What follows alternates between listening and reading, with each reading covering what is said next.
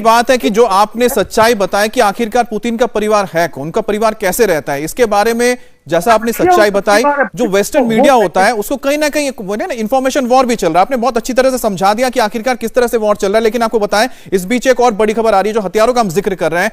Ukraine में TOS-1A thermobaric multi barrel rocket launchers से दागे गए हैं रॉकेट्स, और रूसी फौज TOS-1A जो आपको बता दें बहुत ही घातक है, यानी कि ग्रैड जो हम बोलते हैं 21 का ये एक नया वर्जन है और ये ज्यादा घातक माना जाता है। और इसमें थर्मोबैरिक जो आप देख रहे हैं, इसमें आप देखिए कि एक साथ करीब 30 से 40 जो रॉकेट्स हैं वो फायर किए जाते हैं। इसमें थर्मोबैरिक रॉकेट्स हैं। और दूसरी बात है कि आप जो पहले देखते थे हम जिसको बोलते हैं BMP-21 ग्रैड जो आते थे, उसका आधुनिक वर्जन है।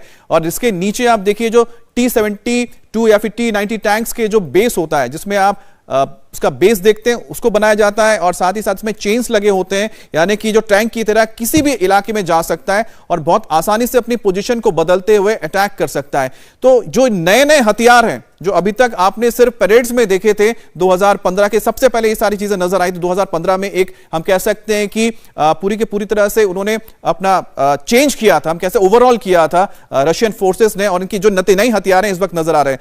अस्थाना सर, जिस तरह से हम बात कर रहे हैं कि चाहे वो हाइपरसोनिक मिसाइल हो या फिर TOS-1 है, जिसको हमने कई बार यहां पर फायर करते हुए देखा, जिसका इस्तेमाल किया जा रहा है, थर्मोबैरिक बॉम्ब्स का इस्तेमाल किया जा रहा है, जब वो उसके पास already non nuclear lethal weapon है, तो न्यूक्लियर ऑप्शन कब रशिया के सामने आ सकता है? क्या रशिया ने भी कोई टैक्टिकल एटॉमिक बॉम्ब्स बनाए हैं जिसका इस्तेमाल वो कर सकता है, या कि हम जो बात कर रहे हैं कि सिर्फ एक पोस्चरिंग है ये? देखिए, रशिया की जो आर्टिलरी है उसमें भी टैक्टिकल बॉम्ब्स का, जो न्यूक्लियर टैक्टिकल बॉम्ब्स है उसमें शामिल होती है। और ऐसा नहीं है कि रशिया के पास टैक्टिकल न्यूक्लियर बॉम्ब हैं, नहीं है, तो उनके पास ये हथियार हैं। और अगर उनके स्ट्रेटेजिक इंटरेस्ट बहुत ज़्यादा या सर्वाइवल की उनको दिक्कत पड़ती है, तो जाहिर है कि वो इस चीज़ का इस्तेमाल करेंगे। और ये जो पोस्चरिंग की जा रही है और जो ये बताया जा रहा है कि मैं इसका इस्तेमाल कर सकता हूँ, ये बार बार नाटो को ये संदेश दिया जा रहा है कि आप ये नो फ्लाई जोन की बात मत करें।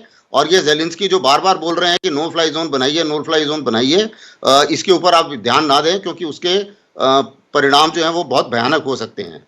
और अभी आपने जो दो हथियारों की बात की, थर्मोबारिक और हाइपरसोनिक की, इसकी बात मैं आपको बताना चाहूँगा कि यूक्रेन की जो मनोबल है उसको तोड़ने के लिए अभी जो ये फायरिंग कर रहे हैं वो इसलिए असरदार नहीं हो पा रही है क्योंकि यूक्रेन ने, उसको भी काफ़ी टाइम मिला और उन्होंने अंडरग्राउंड अभी तक सारी जो उनकी फौज है और सिविलियंस हैं वो अंडरग्राउंड बंकर्स में या अंडरग्राउंड मेट्रो स्टेशंस में हैं।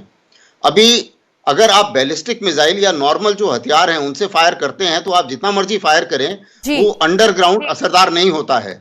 इसलिए इन दो हथियारों का परीक्षण भी किया जा रहा है और इस्तेमाल करने की कोशिश भी की जा रही है, क्योंकि थर्मोबारिक ऑक्सीजन को चूसता है। हाँ। तो उससे अंडरग्राउंड के इफेक्ट के और वो ज्यादा लीथल होता है, उसके प्रभाव ज्यादा देखने को मिलते हैं, जैसा कि जनरल अस्थाना बता भी रहे हैं। एक और बड़ी खबर का जिक्र कर लेते हैं। जैवलिन ATGM से भी रूस का मुकाबला कर रहा है यूक्रेन। जैवलिन ATGM से यूक्रेनी सेना लगातार हमला कर रही है। रूसी सेना पर जैवलिन ATGM से हमला कर अपने आप को बचाने की कोशिश कर रही है, क्योंकि लगातार जहां एक तरफ अमित रशियन फोर्सेस का हमला इन पर बदस्तूर जारी है, तो वहीं इस तरह की एंटी डिफेंस मिसाइल सिस्टम से अपने आप को बचाने की कोशिश कर रहे हैं। किस तरह की है जैवलिन ATGM, क्या खासियत है इसकी? देखिए, आप देखिए कि इसको जैसे फायर करने के लिए शोल्डर, इसको बोला ना शोल्डर से फायर किया जाता है। इसको मैन पैड इसलिए कहते हैं कि इसको एक इंसान देखिए कंधे पे रखा हुआ है, कंधे से अब उसको निशाना उसने लगाया कि जहां पर टैंक्स मौजूद थे, और उसके बाद देखिए इसको फायर किया गया। और ये फायर एंड फॉरगेट मिसाइल है, इसमें हीट सीकिंग होता है। और इस वक्त की एक और बड़ी खबर आपको बता दें, यूक्रेनी सेना ने रेलवे पुल उड़ा दिया है। रूस की सीमा से सटे